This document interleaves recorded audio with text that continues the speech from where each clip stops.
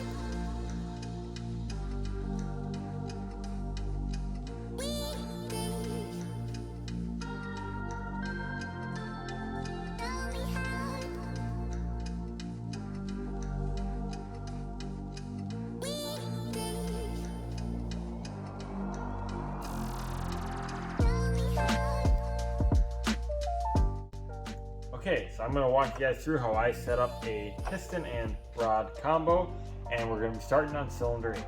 When you get your aftermarket rods, usually they come bolted together, torqued to spec. So what I ended up doing was taking 2 pieces of aluminum and sandwiching the rod on the table with a C-clamp, and then that gave me enough leverage that I could actually break these bolts free, because all my weight on it, I still couldn't break them free. Now once they're broken free, they're still going to be pressed together with a pin. So what I did is I backed the bolts out about a quarter to halfway. I took the socket and I stuck the socket onto the bolt to give me a little something to hit on. I took a dead blow, a soft mallet, and I just wrapped it, and that is what will enable the cap to become loose. So now we can go ahead and back the bolts out. Now that I have the end cap off, I can go ahead and grab my new rod bearings, and these are just OEM GM rod bearings, standard size. This is the Molly brand, and as you can see on the rod, there's a little tab indentation here. So you take your rod bearing with the same tab there, and I made sure that both of these are nice and clean and dry. You don't want any lubrication on the inside here. And all we're going to do is just line it up and push down. You should hear almost an audible click. And then you just make sure that it's lined up here. You want it nice and flush across the top. Now we can move on to the next step. Grab our bag of rings here, which are specific to this cylinder. And I usually like to start with my oil ring. Now for this one, they want your oil ring. You can just put these ones on by hand because of how flexible they are. And this one just is gonna butt up to the end here. So you can see how it's separated there, and now we can move it together. So this one, we wanna make sure that we line up right over the piston at about 3 o'clock. Now we take one of our oil scrapers, and we can put this one at about 7:30. And same thing, these scrapers are really malleable and stuff, easy to work with. So you can just walk that around. And then the other one, we're gonna put at about 9:30. Same thing, pop it in and then walk around. Now it's important that you do it in this order because the oil ring, the little waffle ring, has a ridge along the back side. So if you put your scrapers in first, you're gonna have to spread those out, then put it in the waffle ring, and it won't even let you put it in because of those ridges. So it's really important to put your waffle ring in first, okay? Next, what we're gonna do is grab our bottom ring. This is our second ring. It's usually the duller one, and if you look at it, I don't know if you can see this, but there's a little ring, a little dot right here. And that is what indicates that it's up. If there's no indication on the ring, it can be upside down, right side up, it doesn't matter. Otherwise, if there's like a laser marking, or in this case a dot, that's the side that faces up. And you're gonna, with these, you're gonna wet them with a little bit of motor oil. I just have some cheap 5W30 here in a cup. So we're gonna wet that. Now you can put this on by hand if you're careful, or it's like $8, $9 for this ring, this tool here. It's just a piston ring spreader. Now this one you want set at 9 o'clock exactly. So you're gonna set it, barely spread it, and you're gonna put it right over, just like that. So you can see the gap is pretty much right over that piston ring, or sorry, the wrist pin. That's 9 o'clock there. Then you're gonna grab your top ring, and this one has laser marks on it and it has a shinier finish. So that's how you know that this is the top one. If you have aftermarket pistons, it's always a good idea to call them just to double check and verify. They'll be more than happy to help you. So same thing, you grab a piston tool, laser markings up, spread the cheeks, and this one goes at 3 o'clock, right over the wrist pin again. So you can see here, there's the gap right over the wrist pin, and there's the gap right over the wrist pin. It's totally okay if they're sitting out like that, because the next step is what's gonna suck them all in. So this is a new tool that I have. This is made by Wiseco. They also make pistons and other performance parts. And what's cool about this one is you have to tell them what bore you're running.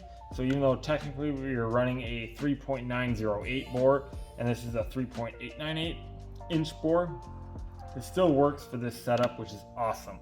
And all it is it's tapered, as you can see. It's thin here and thicker on this side here. So with my rings and my my rod bearing in there, all I'm going to do is drop it in like this. And as it starts to fall in, all I do is give the rings a little nudge and a little nudge. And just like that, it falls in. So now you can see that there's a little bit of the skirt poking out on either side. I'm going to use that to help me align it into the cylinder as horizontal as possible. There we go. Okay. Now, obviously remember, you want the indentations facing up if you have them. Otherwise, there will be an indication on the top of your piston telling you which side needs to be towards the front. And I'm just going to be using the bottom side of my dead blow hammer here. Give it a little tap. And I'm going to reach around to the back side here as I'm dropping this in, just feeding it over the crank. So I have my thumb.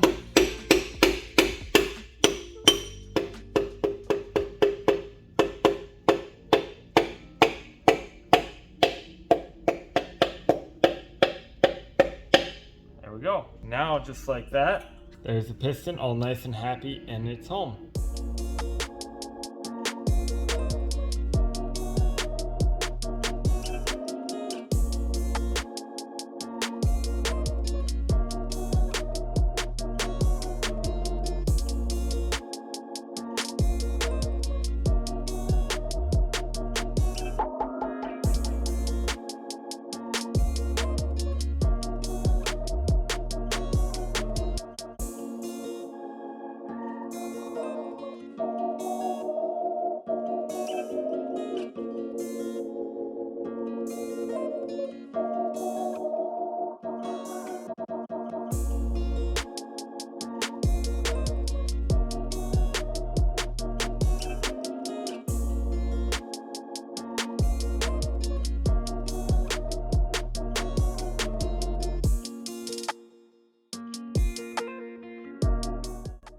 I was on cylinder 8, my last cylinder, when I noticed something that was kind of odd, and it was with the bearings. I only noticed it on the rod cap side, which is this one here.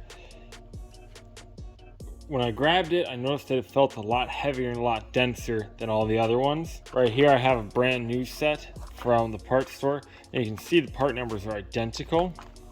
But when I open this one up, and here's this bearing, brand new out of the box, just like this one is. But look at that difference there. Not only is the weight different, but the diameter is as well. 0.062 thick, okay? For the OEM brand new one that I just picked up. This one, 0.775. So that's 14 thou different on one. And both of these are that big.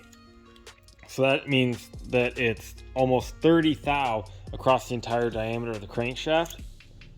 So thank goodness I noticed it, because if I had ended up using these ones, because they did fit in here and I just wasn't paying attention, that would have been cylinder 8 gone, done, bye-bye. And all this work would have gone to crap. So this is just I ended up going back through because I was so nervous, double checking that I did all the other ones correctly. Just because a part comes new in the box doesn't mean that it wasn't returned at one point in time and you have the wrong stuff. That would have blown the engine up. The engine would have been done. That being said, get cylinder 8 in there and let's get all the rod bolts tightened down.